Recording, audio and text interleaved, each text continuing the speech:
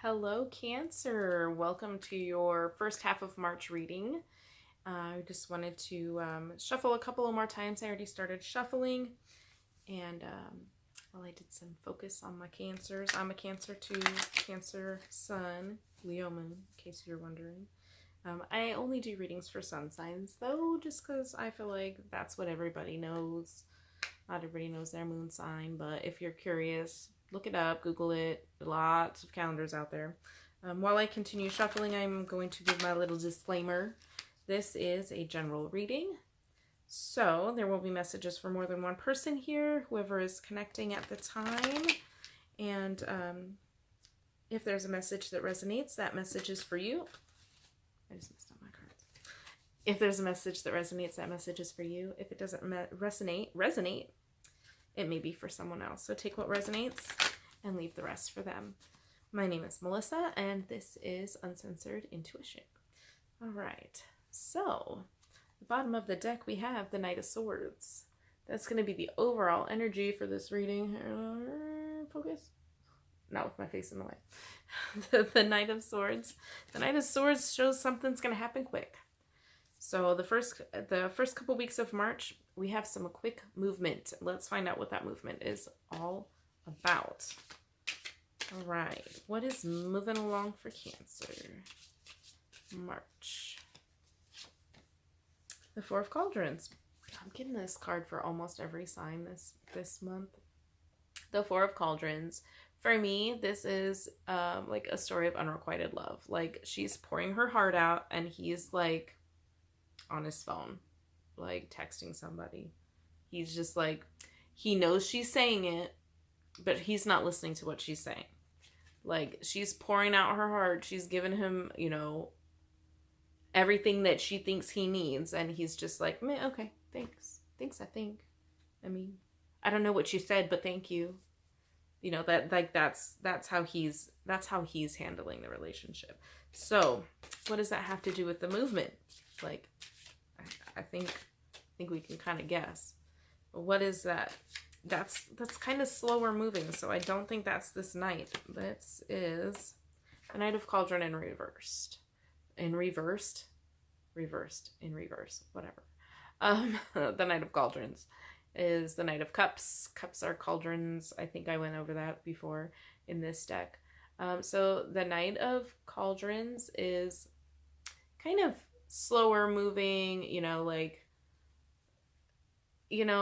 but it's in reversed. So I have trouble with the knights being in reversed, because it's like, well, what does that mean? It's going to be faster? Does it mean it's going to be slower? Like, we already have fast and upright, so we already know that this slow go with the flow might be not so slow and go with the flow. So this might mean that there's going to have to be an on-the-fly kind of decision, I think. Or an on-the-fly judgment call. Not necessarily a decision. I don't see a decision. We'll see what the cards say, though. Okay. We got a jumper. All right. The High Priest. The High Priest is, like the Hierophant, I think, in the traditional... I could be wrong about that. The High Priest, he is like... See how his hand is? Like, is that not the Boy Scout oath or something? Like, he's like, take an oath, make a pledge. He's all about strict structure, or even religion. Like, Pope hat, maybe, like, he's on a throne. He, he's in the upright, though. So something quick is moving, something's going somewhere. And I think it's because when I see these two together, though, guys, it's like the Three of Swords. It's like heartbreak. Like, if you guys are married, if these are married, this is divorce. Like, this is like... Let's just see what else we got, because I don't want to jump. Even though I kind of alluded to that when we got the Four of Cauldrons in the first place, what the swift movement was going to be. All right. Why do we have the High Priest? Queen of Pentacles.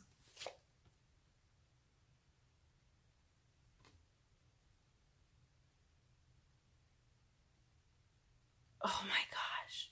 Okay, guys, I got a phone call. I had to hit end. Sorry. The Queen of Pentacles. The Queen of Pentacles. Hello, focus. Hello, focus. There we go. The Queen of Pentacles. So, why do we have the High Priest? The Queen of Pentacles. See, the Queen of Pentacles is like, she's in charge of like the home, the earthly possessions, the material things, the finances, the career. Like, she's the embodiment of the control of that. Not the control, but the she's in charge of it. I mean I guess that's kind of control, but she's the master of that domain, of that realm, of that element. So I feel like maybe there's, let me get some more cards. More cards on this High Priest. What is the High Priest doing in here? Alright, this one did not want to come out of my hand. Page of Swords. Page of Swords. So, pages are messengers. Pages bring you... these ones bring thoughts. It's like, you know, like cutting through the bullshit. You're not like a new idea, but maybe something you already knew. And where I set it down, I didn't even like think of the placement in the spread. I set it down next to the Four of Cauldrons and above the High Priestess. Or the High Priest, I'm sorry. So I feel like you already know. You already know what needs to happen here. You don't really need to think about it. You know that it's not coming back the way you're giving it. And, yeah.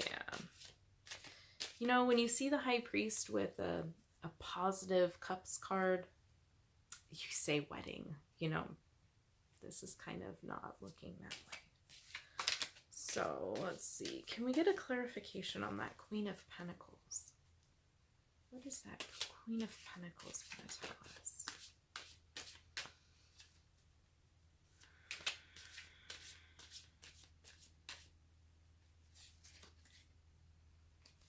The Star in reverse.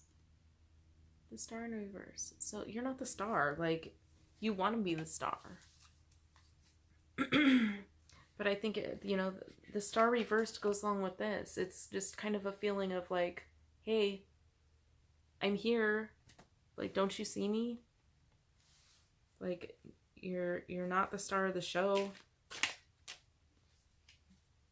You're not, you know, you don't feel important. You're not feeling it.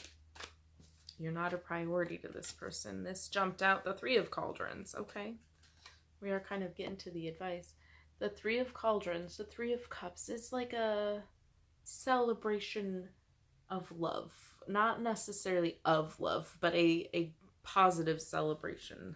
So like it's, you know, like it's a growth and a celebration. The threes for me are, you know, when, you know, you have mom, dad, and then the third is the baby. Like, that's where you come together. That's where you become a family or what have you.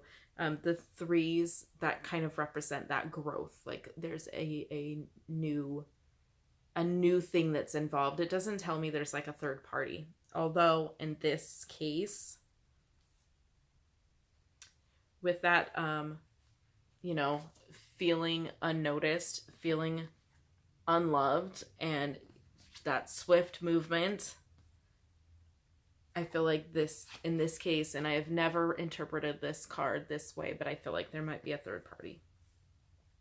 That's the vibe I'm getting. That's the energy that's coming off of these cards right now. And I don't see anything that indicates that you're ending it. You're waiting. You're not going, like, this swift movement needs to happen, and it hasn't happened, and I feel like maybe March is the month for that.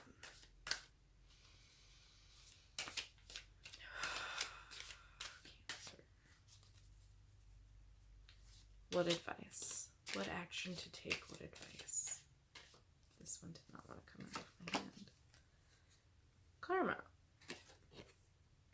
Karma is kind of, it's like the Judgment card in the regular deck. I'm not 100%. Karma is like the last of the major arcana.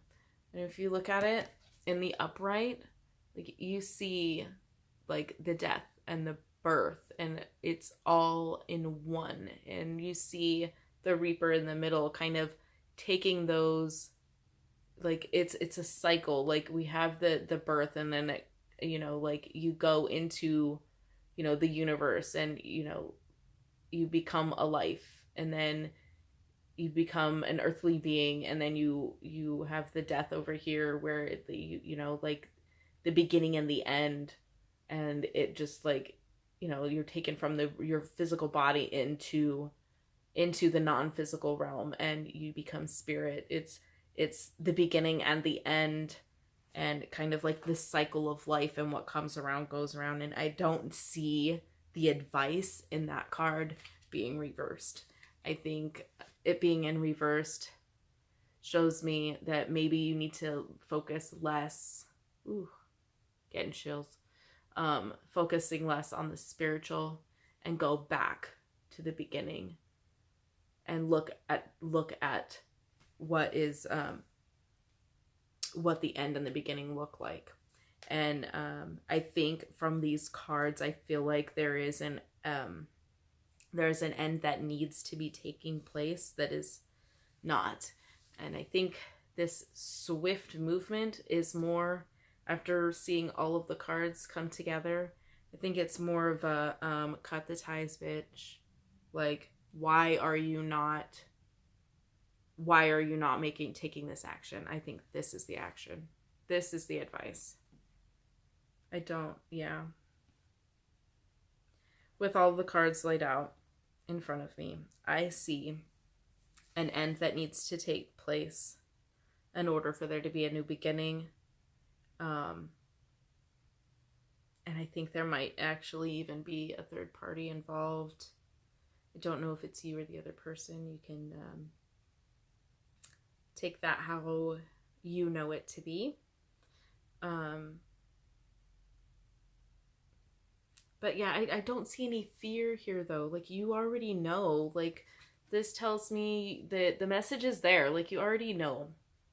The message has come. You know. You aren't blind to what's, you know, what's coming back. Like, you're giving and it's not coming back. You know what you need to do. And you know what's really going on, and it seems like it's been this way for a while. And I think that's why we had this. This is, you know, like, this is not new. This is not new movement. This has been around. And I think you know what you need to do.